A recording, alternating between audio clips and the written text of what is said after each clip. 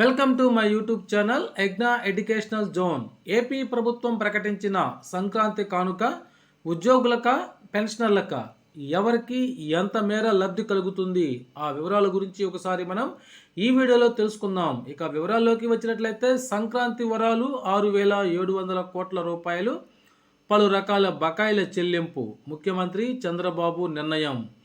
చెల్లిస్తున్న మొత్తాలు ఇవి. ఏపీ ప్రభుత్వ ఉద్యోగులకు జీపీఎఫ్ బకాయిలు 519 కోట్లు, అనగా ఇది GPF government provident fund, government సెక్టార్లో ఉండేటువంటి ఉద్యోగులకు మాత్రమే వర్తిస్తుంది.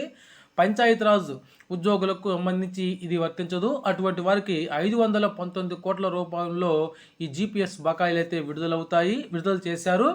ఇక పోలీసులకు సంబంధించి ఇంతవరకు 4 ఇన్స్టాల్మెంట్ల సరెండర్ లీవ్లు అయితే బకాయిలు ఉన్నాయి.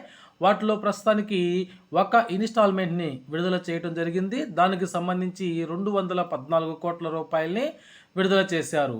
ఇక ఉద్యోగుల సిపిఎస్కు రాష్ట్ర ప్రభుత్వం జమ చేయాల్సినటువంటి మొత్తంలో 300 కోట్లు అయితే విడుదల చేశారు.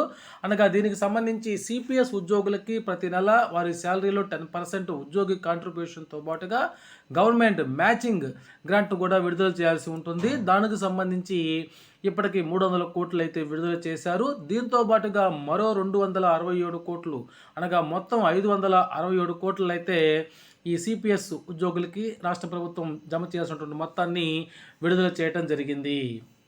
ఇక టీడీఎస్ కింద 265 కోట్ల రూపాయలని, అనగా ఇది టీడీఎస్ చెల్లించినటువంటి ఉద్యోగులకు మాత్రమే వర్తిస్తుంది. మిగతా అందరి ఉద్యోగులకి పెన్షన్లకైతే ఇది వర్తించదు.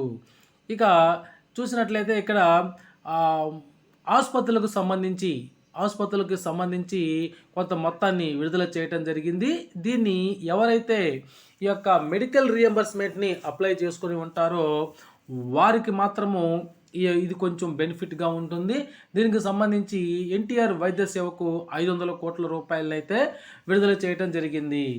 ఇవన్నీ కూడా ఆయా పరిధిలో ఉండేటువంటి కొంతమంది ఉద్యోగులకు మాత్రమే వర్తిస్తుంది, అందరి ఉద్యోగులకు కాదు. అందులో పెన్షన్లకు సంబంధించి మాకు లేవా సంక్రాంతి కానుకలు అని చెప్పి అడుగుతున్నారు.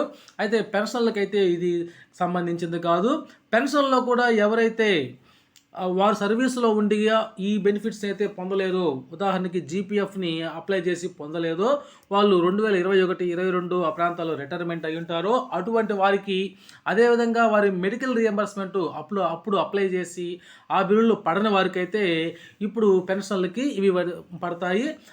అంతేగాని అందరి పెన్షన్లకు సంబంధించి ఇది పూర్తి స్థాయిలో అయితే అప్లికబుల్ కాదు.